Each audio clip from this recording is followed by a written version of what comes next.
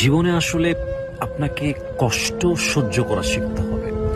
আমি আমার পুরো জীবনে একটা জিনিস আমি খুব ভালো করে শিখে গেছি, সেটা হচ্ছে যে আপনি যত কষ্ট সহ্য করতে পারবেন, আপনি তত দূর যেতে পারবেন।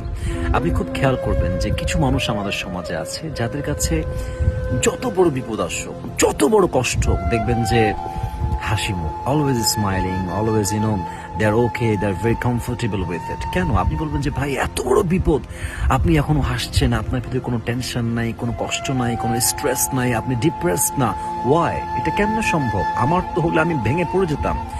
দেখেন, এই মানুষগুলো কেন আজকে এত স্থির হতে পেরেছে? কারণ তারা তাদের জীবনে অলরেডি ছোট্ট ছোট্ট, বড় বড়, বড় বড় অনেক কষ্ট সহ্য করে করে করে করে এই পর্যন্ত আসছে।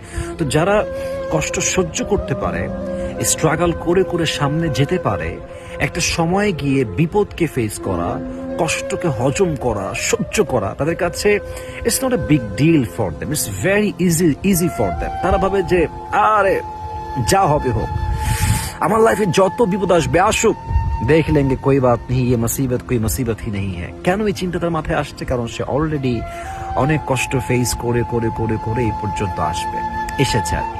আর একটা বিষয় খেয়াল করেন যে সফলতার দ্বারা আসলে কোনো শিক্ষা আমরা পাই না। আমি আবারও বলছি,